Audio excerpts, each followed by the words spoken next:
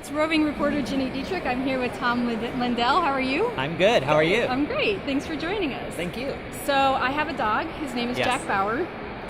He might weigh a little bit too much.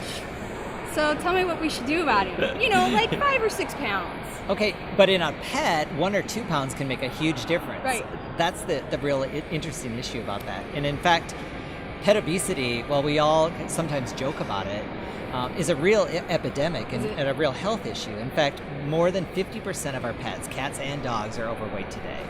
More than 50%? Yes. Oh my gosh. Yeah. Is it because we're like feeding them table scraps? Well, it's a couple of things. Certainly, pets mimic our lifestyles as well. And I'm in great shape though. And people in general do fight obesity as well. Sure.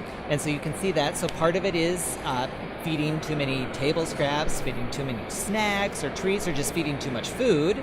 But it also might be not getting enough exercise as well. It's hard to take pets for a walk or play with them. Right. We're busy, all of those kind of things that we all struggle with as well. Sure. So talk a little bit about the award entry and why you're here tonight. That's right. Well, Nestle Purina has a program that they started to really address the obesity issue in pets. And they recognize, just like with people, obesity is a challenging issue to address for pets too, and that people need a lot of support, they need encouragement, and they need it from professionals like veterinarians, but they also need it from their friends as well. So they created a program called Project Pet Slim Down, a program that would help educate pet owners about the challenges with obesity, but also give them some solutions and some inspiration to address the issue. Okay, so give me some examples. Yeah, they did a couple of things. First, they helped veterinarians talk about the topic with their clients, because even for veterinarians, while they can certainly recognize a pet who may be overweight, it's even challenging for them to address it with that pet owner, because that's an uncomfortable topic at times. Huh. Sure. So they can't just say, your pet's overweight, you got to do something about this? Well, I think they can, but sometimes a pet owner might be offended. Oh, that pet isn't obese, he's just pleasingly plump. Or he's happy that way. He's happy that way, right. So that was number one, helping veterinarians feel comfortable talking about the issue.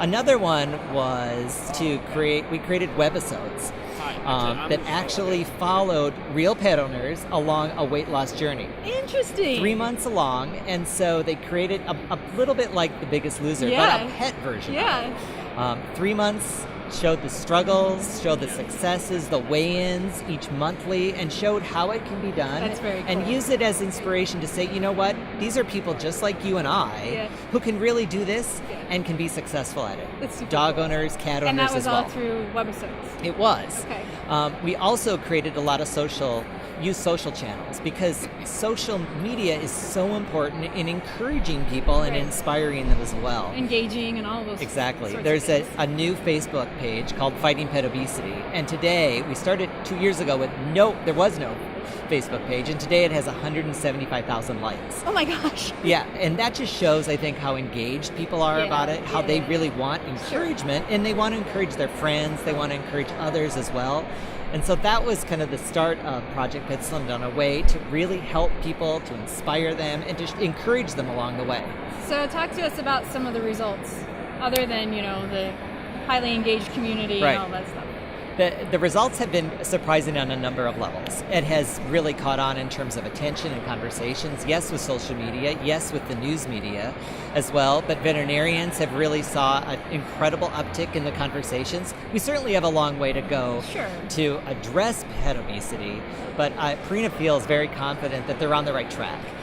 They have found a lot of growth in their share of their products that have addressed obesity. They have weight management programs and products like Purina Verde Diets has a program, or has a product called Overweight Management for both cats and dogs, and that has really been very strong in the last couple of years, in part because of this program, and other products too that have really given people the inspiration. That's very cool. So 3 things that other PR pros can take away from this campaign. I think number one is tapping into cultural relevance. Obesity is certainly a talked about issue, and we were able to provide a new angle to the obesity topic that so many people were talking about and say, you know, our pets are facing some of the same struggles that people are. Right. So how do you become relevant culturally is certainly one part. And how do you inspire people versus berate them? I think everybody knows the challenges with obesity, even with people and with pets. But so we wanted to make sure that this is a positive, uplifting program versus a shame, how dare you, how could this happen? To say, you know what, your pet can actually live longer and can live happier when it's at its ideal weight. And so this is a way of showing love for your pet, not something that you should feel bad about or discouraged about. So that was the second piece. And the third piece is to just recognize that it isn't easy and that it does take time, and that when you're changing something as big as an issue like pets obesity, you need to really think of the long term. So, inspiration, don't berate.